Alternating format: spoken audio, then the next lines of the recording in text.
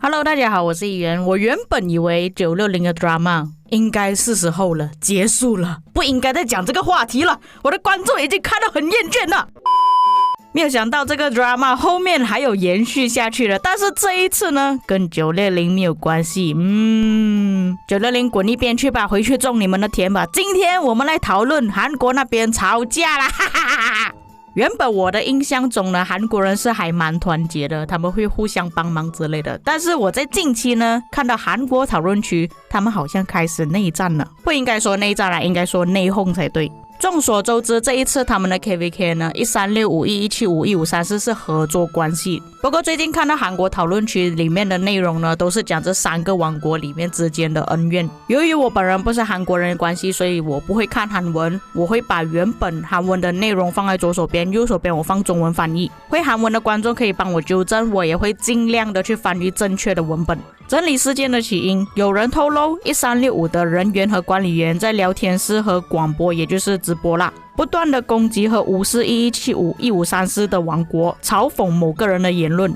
我收到的资料，他这里所谓的广播，也就是直播呢，是在秋妮的直播，但是他讲韩文我也听不懂他在讲什么啦。第一张图片是在他们论坛里面讲的，那个长颈鹿的玩家呢，一直以来都是 JST 里面的玩家。他说我不会牺牲不战斗的战胜困难，轻松赢的意思啦。第二张图片他们一直提到10亿这个东西，我搜索了10亿是什么意思，然后我看到呢有一部韩国的电影，名字就叫做10亿，然后他的电影影评是这样子写的。那么这位玩家到底在想着什么东西呢？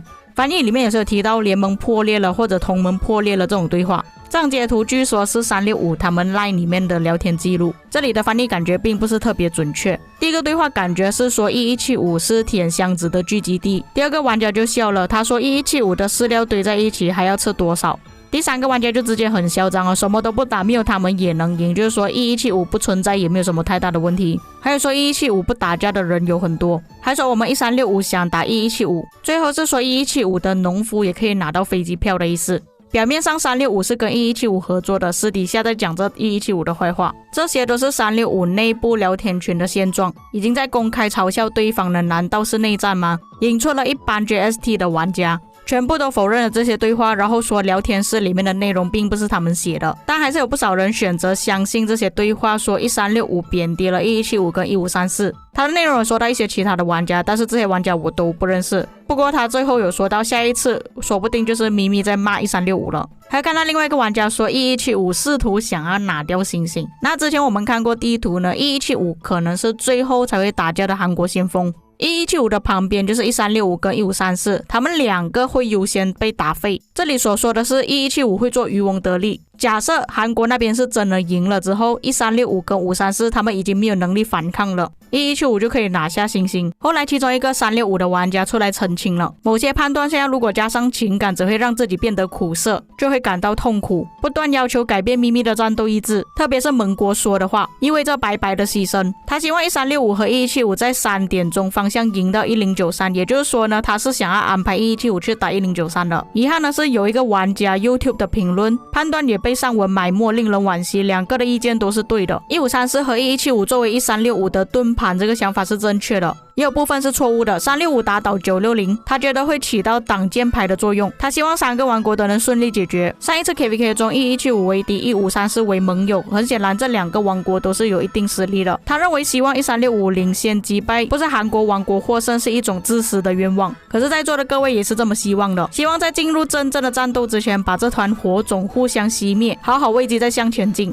这位玩家是想要做和事佬，希望韩国玩家不要再互相吵架了。不过韩国人那边的想法都会觉得说365一定会打赢960，也认为1175跟1534合作的情况下也打不过1093。看了很多贴文都是有十足把握1365可以打赢1960，毕竟1365跟1960那一边呢，1365还有多一个雷震宁的盟友可以帮忙，他们那里有这么多的联盟，我也认为说960会失手，可是他们连自己的盟友都没有信心会赢啊。那1175跟1534，我看到韩国讨论区的内容大致上是这么多，结果我在外国讨论区看到这个东西，1175的咪咪说他要退出 KPK 了。我不确定这个玩家讲的东西到底是不是真的啦，我们是吃瓜群众嘛，假的消息我们也要看。主要是365的玩家要求咪咪那2个11战力的账号掉战力，就是要把他的战力打光的意思啦。最后还提一句真正的事实，有不少人已经在嘲讽咪咪还有他的王国了。他的贴文放出来的截图全部都是我在前面讲过的内容，但是它里面的截图并没有提到咪咪想要退出这场 KVK 的截图。